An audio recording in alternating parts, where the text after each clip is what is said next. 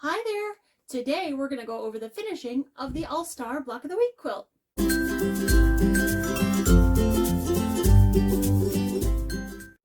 So here it is, my All-Star Block of the Week quilt all finished. The finishing instructions are up on my blog now, so feel free to run over and grab those. The link is in the description box down below. So what you'll have to do is cut some sashing strips. You're going to need 31 of those and 12 cornerstones. So I'm going to step out of the way and show you guys. I put sashing strips between all the blocks and these little cornerstones here to join our pieces together to make sort of these secondary little pieces. And I really love how this turned out.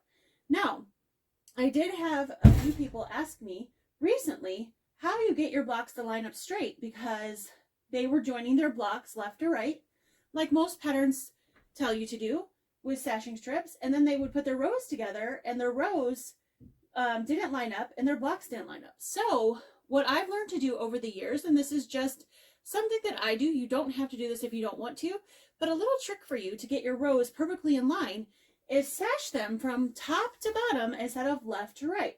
So I put my sashing strips, my 12.5-inch sashing strips, in between my blocks from top to bottom first. Then I used my sashing strips and my cornerstones, joined those together. I made 3 of those strips, and I added those in between each row from top to bottom last. Instead of building left to right, I built top to bottom.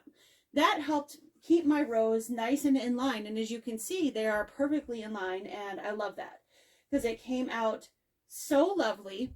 And the way I did my blocks is I started with week 1 and went all the way to week 10, and then I started with week 1 again and went all the way to 10, because if you remember, we made 2 of each block. And because mine are so colorful, I didn't want to spend a lot of time, because I tend to overthink things, arranging where they went. So I just took week 1, put it first, week 2, 3, 4, 5, 6, 7, 8, 9, 10, 10, and then started over again with week 1 and kind of went from there. So that's how I did it.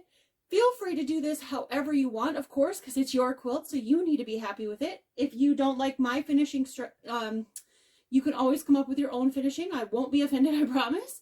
But what I would love to see your finish. I would love to see your pictures of your quilt, whether you post that in my Facebook group, which I'll link down below, or whether you send me a picture and I can share it on my UFO whip update.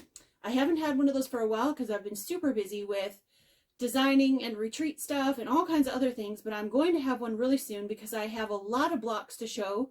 A lot of you have sent me pictures of your blocks and I just haven't got to it to show them, but they're beautiful, so I want to make sure I show them. So after I put all my blocks together into rows, I added this small inner border, which was the same size as my sashing squares, 2.5 inches.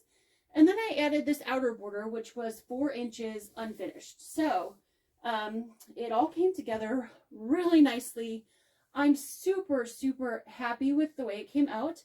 It's about 65 by 79, so a decent sized quilt. It will definitely go on a twin size bed. And I just really, really love it. So super happy with this. I cannot wait to get it quilted, bound, and finished.